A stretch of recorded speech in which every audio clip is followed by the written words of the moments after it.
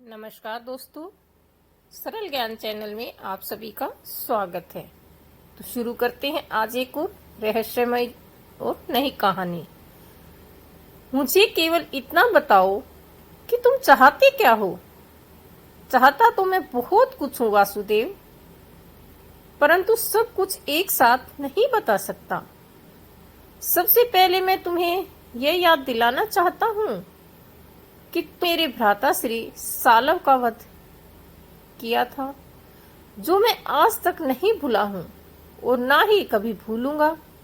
मुझे याद है और तुम्हें भी याद होगा कि शाल का वध मैंने क्यों किया था।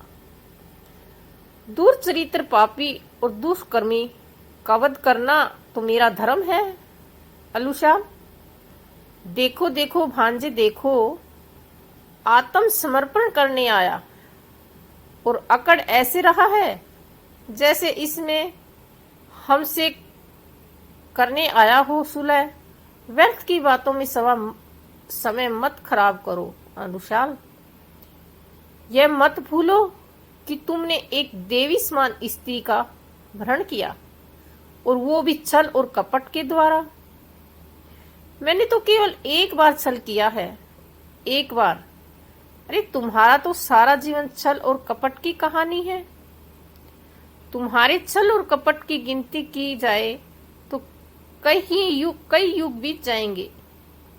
वासुदेव, कुरुक्षेत्र की रणभूमि का चप्पा चप्पा तुम्हारे छल और कपट का साक्षी है।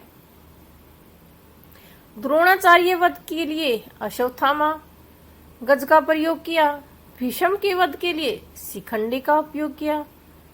अरे कपटी तो तू है, तुम्हारे कपट की तो कोई सीमा ही नहीं।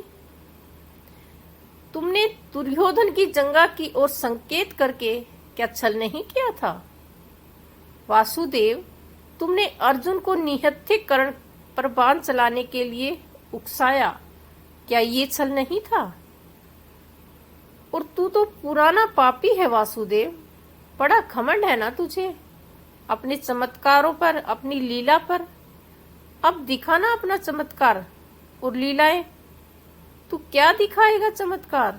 चमत्कार तो हमने दिखाया है इसे, यह बताकर कि ये तो एक साधारण ग्वाला है। आपने सत्य कहा मामा श्री, ये तो गोकुल में गाय चराने वाला माखन चोर है। चोर सारे संसार के लिए तू जो भी है, किंतु मेरे लिए तू केवल एक विनाश बंदी है।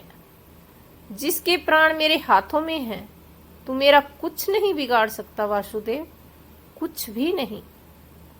और ना ही तेरे किसी चमत्कार का प्रभाव मुझ पर पड़ेगा। मांग मुझसे दया की भीख। कदाचित तेरा उतरा हुआ चेहरा देखकर मुझे तुझ पर बहुत दया आ रही है, और मैं तुझे क्षमा कर दूं। हे वासुदेव, अपने क्रोध में मुझे भयभीत करने का प्रयत्न मत कर। मैं तुझसे नहीं डरता, बड़ी धूम थी। न तेरी चंचलता की धरी की धरी रह गई। तेरी चंचलता अब दिखा, तेरी चंचलता दिखा। ध्रुत, तूने मुझे विवश कर दिया कि मैं तुझे इतना भयानक दंड दूं कि संसार कांप उठे। आज मैं धन्य हो गया भगवान, धन्य हो गया आपका यही रूप देखने के लिए ये सांग रचा। आज मेरा उद्देश्य पूरा हुआ।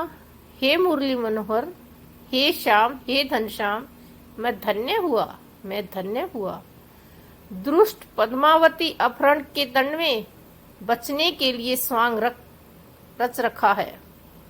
मैं तेरा सर धड़ से अलग कर दूंगा। कर दीजिए मेरा वध, मेरा सर धड़ से अलग।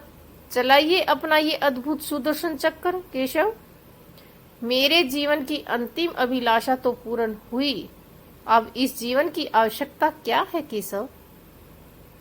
नेत्रों की प्यास बुझ गई, मन का कलेश मिट गया। ये सत्य है कि मैंने पद्मावती अपहरण का पाप किया,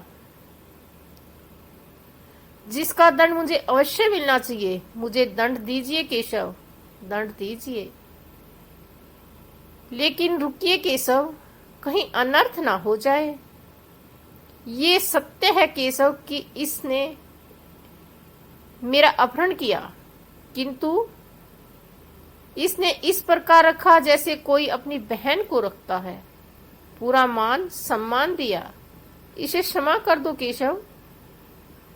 ये सत्य है कि तुम्हारे विराट रूप के दर्शन करना चाहता है। सत्य तो ये है केशव कि हमने तो उपकार, यदि यह मेरा अपहरण ना करता तो हमें तुम्हारे इस विराट रूप के दर्शन कैसे मिलते। मूर्ख, यदि तुझे मेरे दर्शन की चाह थी तो मुझसे कहा होता। यह सब करने की क्या आवश्यकता थी।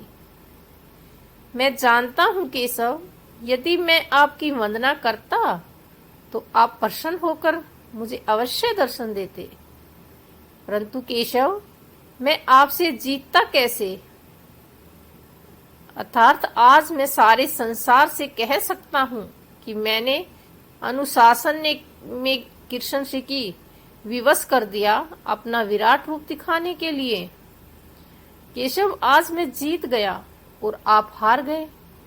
भक्तों की प्रसन्नता के लिए तो मुझे अपनी हार भी स्वीकार है। दूत, तो तूने सारा आडंबर इसलिए रचा कि तू कृष्ण के दर्शन करना चाहता था। हाँ माँ जी, श्री, यही तो मेरे जीवन की अंतिम अभिलाषा थी, जिसे पूर्ण करने के लिए आपने मेरी सहायता की, जिसके लिए मैं सदैव आपका आभारी रहूंगा, सदैव आपका आभारी रहूंगा। धिक्कार है तुझे, धिक्कार। तूने मुझसे छल किया, मेरे सारे परिश्रम में पानी फेर दिया। पर तू इतना जान ले कि तू अपने भाई के हत्यारे को क्षमा कर सकता है, पर मैं अपने भांजे के इस कपटी हत्यारे को कभी क्षमा नहीं कर सकता, कभी भी क्षमा नहीं कर सकता। यदि किसी ने अपने स्थान से हिलने का प्रयत्न किया तो मैं उस नारी का वध कर दूंगा। मामा श्री, मैं कहता हूं, छोड़ दो इस देवी को, छोड़ दो। अपने वासुदेव से कहो कि वो स्वयं को मेरे हवाले कर दे। यदि ऐसा नहीं हुआ तो दुष्ट मैं तुम्हें भी जान सकूंगा। ऐसा सुकनी मामा है तू। अरे मामा का तो समाज में बहुत ऊंचा स्थान होता है। मामा से तो 2 बार माँ जुड़ा होता है। वो तो माँ का भाई होता है। कभी लेता नहीं, सदैव देता ही है। किंतु ये कैसी विडंबना है कि वही मामा कभी कंस बन जाता है, कभी सुकनी, तो कभी तेरा रूप धारण कर लेता है।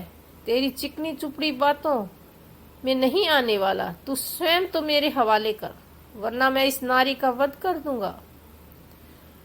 कृष्ण जी कहते हैं, मूर्ख, जिस प्रकार रात्रि के भाग्य में सूर्य नहीं होता, मरुस्थल के भाग्य में वर्षा नहीं होती, उसी प्रकार तेरे भाग्य में बुद्धि नहीं, तुझे दंड देना ही होगा।